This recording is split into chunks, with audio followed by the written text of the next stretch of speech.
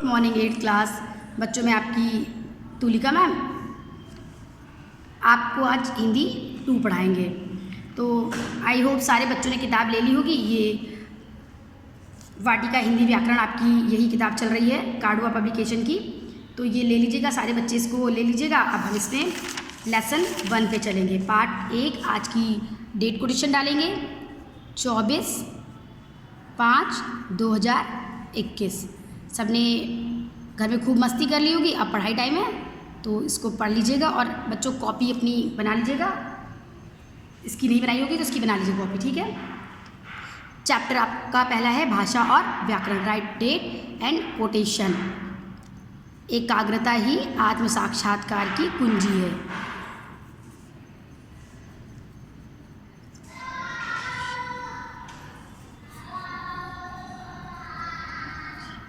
ठीक, inverter comma close कर दीजिएगा, अंडरलाइन करिएगा। बच्चों मैं पेंसिल इस्तेमाल कर रही हूँ क्योंकि मेरा पेंसिल है।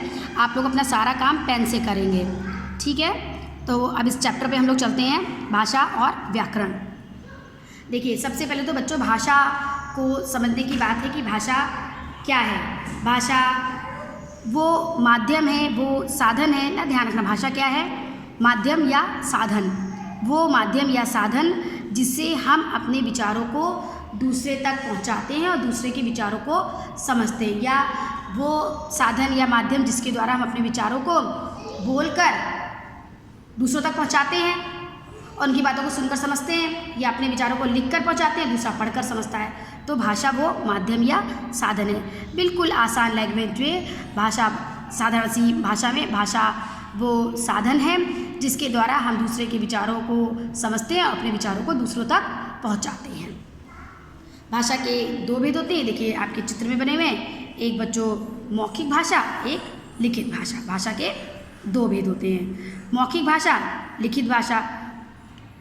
ध्यान रखिएगा, मौखिक भाषा जिसे हम बोलते हैं और अगला सुनता है।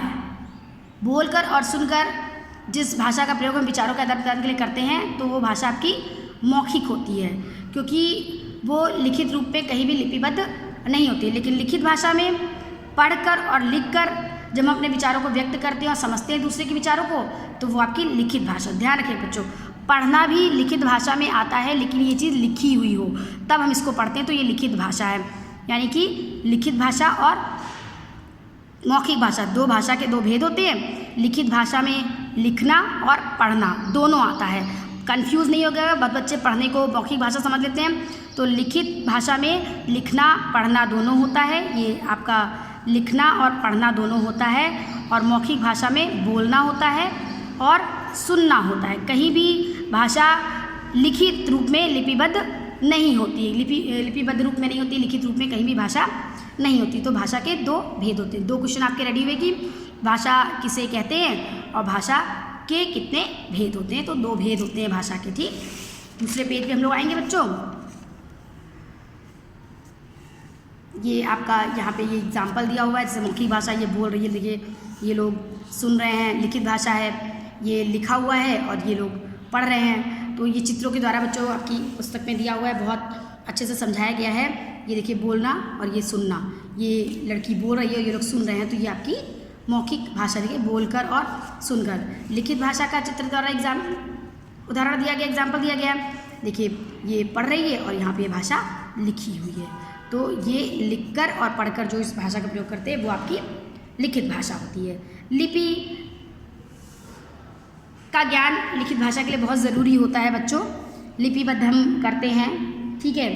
तो लिपि किसे कहते हैं इसको समझ लीजिए। सबसे पहले किसी भी भाषा को लिखने के ढंग को लिपि कहती है। देखिए लिपि यहाँ पे आपका ये दिया हुआ है, हम इसकी फ़ोटो भी भेजेंगे।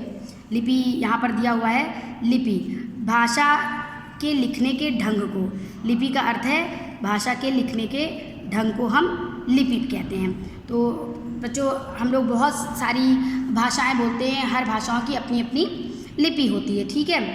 बहुत सारी भाषाएं, सबकी अपनी अपनी लिपि होती है, जैसे हिंदी, संस्कृत, मराठी, कश्मीरी, संथाली, नेपाली, बोडो की लिपि देवनागरी है। अंग्रेजी, जर्मन, फ्रांसीसी की लिपि रोमन है। उर्दू, अरबी की लिपि फारसी है। पंजाबी की लिपि गुरुमुखी है। तो ये आपके क्वेश्चन में आ सकता है, इसको अपनी पुस्तक में रेखांकित कर लीजिएगा, या इस तरह से हाइलाइटर होगा तो हाईलाइट कर लीजिएगा इसको, कौन कौन सी भाषा की कौन कौन सी लिपि है।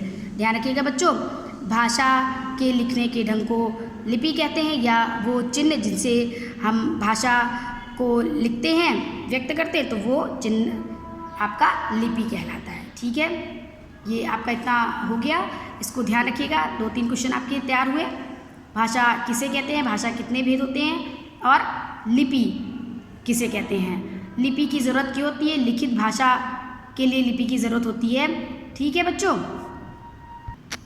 एक बात और ध्यान रखिएगा 8th क्लास की, अगर ये आता है कि कौन सी लिपि बाएं से दाएं लिखी जाती है और कौन सी दाएं से बाएं लिखी जाती है, तो बेटा बायां आपके लेफ्ट, आप जैसे बैठे हो इधर से ये बायां शुरू होगा। ठीक है, तो ज़्यादातर लिपि जो होती है वो बाएं से दाएं शुरू की जाती है। देखिए यहाँ से लोग पढ़ना शुरू करते हैं। केवल फ़ारसी लिपि ऐसी होती है, जैसे उर्दू अरबी भाषा आपने जो जानता होगा वो भी, और जो नहीं जानता उसके लिए भी, वो यहाँ से ऐसे करके वो लिखी जाती है, उल्टे साइड से लिखी जाती है, नहीं कि दाएं से बाएं। आपका दायां ये है तो दायां ये, आपका बायां ये है तो बायां ये, तो वो दाएं से बाएं लिखी जाती है। ठीक है बच्चों, हिंदी की भारत की राष्ट्रभाषा हिंदी है।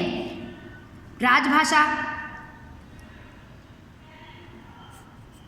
यानी कि राजकाज की भाषा, यानी जिस भाषा का देश के कार्यालयों में राजकाज के लिए प्रयोग किया जाता है उसे राजभाषा कहते हैं। सामान्यतः कार्य करने के लिए जिस भाषा का प्रयोग किया जाता है तो उसको राजभाषा कहते हैं। हिंदी हमारी राजभाषा है।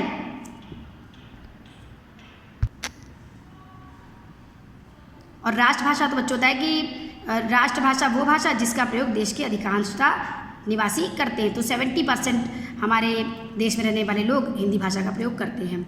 हिंदी को 14 सितंबर यानी 14 सितंबर 1949 को राजभाषा के रूप में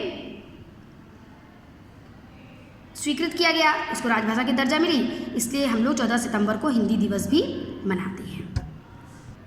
भाषा के अलावा बच्चों हम लोग बोली का भी प्रयोग करते हैं। तो भाषा और बोली में अंतर है कि भाषा का क्षेत्र बहुत व्यापक है, और जबकि बोली एक क्षेत्र विशेष में बोली जाती है, किसी क्षेत्र विशेष में बोली जाती है, वो भाषा आपकी बोली कहलाती है। जो किसी विशेष क्षेत्र में बोली जाती है जो भाषा, वो बोली कहलाती है, और भाषा का क्षेत्र बहुत व्यापक है। पेज नंबर 7 पे आइएगा।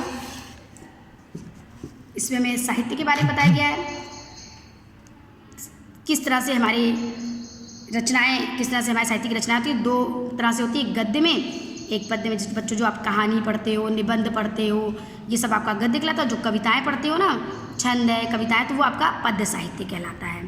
कुछ यहाँ पे लेखकों के नाम दिए हैं, कुछ कवियों के नाम, जैसे मुंशी प्रेमचंद का गोदान, अभी आपको मैंने पहला चैप्टर पढ़ाया था, मुंशी प्रेमचंद का मंत्र पाठ पढ़ाया था, तो वो है। और कुछ कवि हैं जो पद्य में रचनाएं करते हैं, तो उनको कवि कहते हैं। तो ये बच्चों आपका ये चैप्टर कंप्लीट हो गया, इसको पढ़ लीजिएगा, फिर इसके बाद आपको एक्सरसाइज और कल नोट्स भेजिए। ठीक है, बाय, टेक केयर एवरीवन।